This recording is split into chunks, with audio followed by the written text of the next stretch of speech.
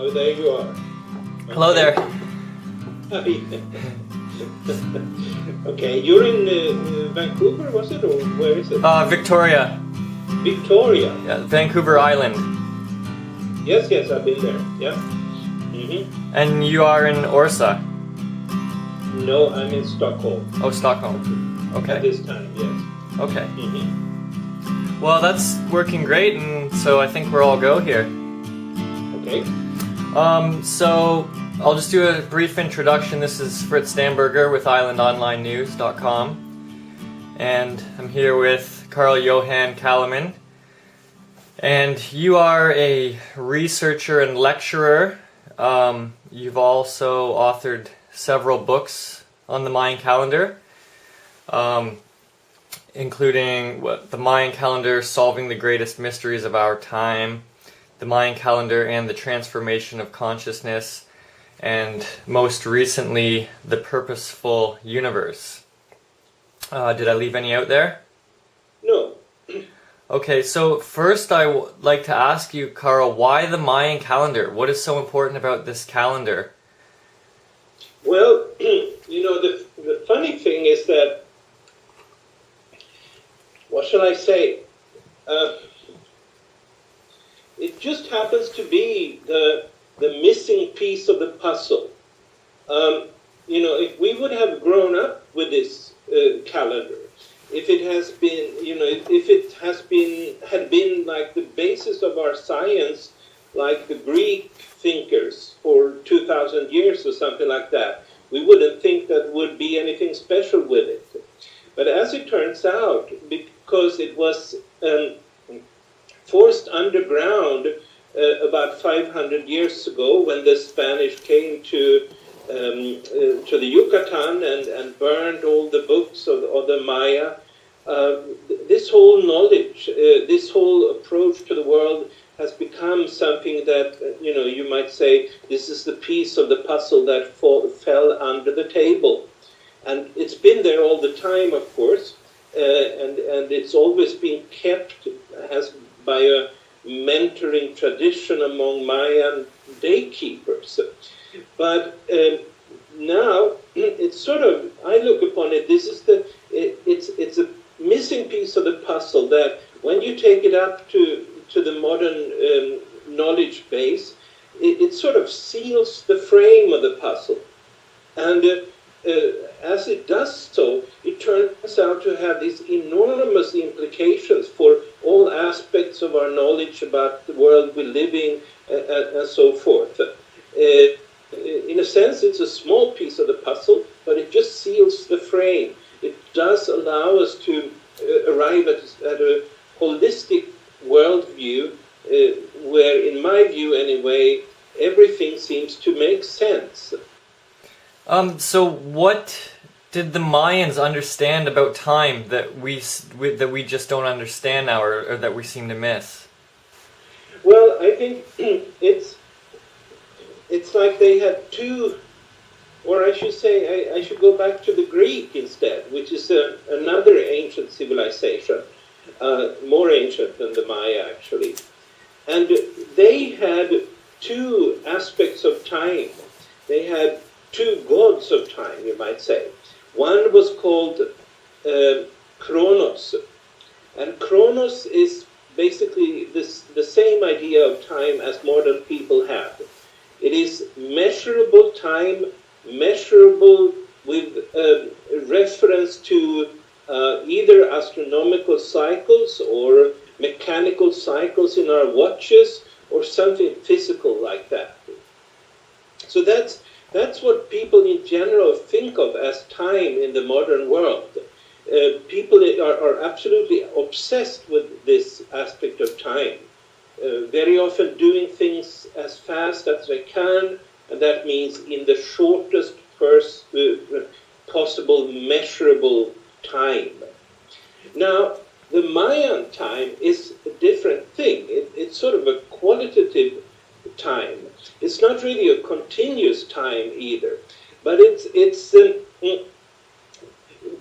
kairos, as the Greek would call it, is something we experience. And we experience it, for instance, when we experience synchronicities.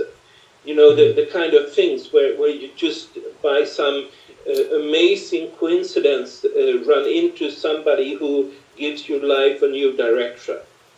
And this synchronicity, this sort of timing here, it really is another kind of time.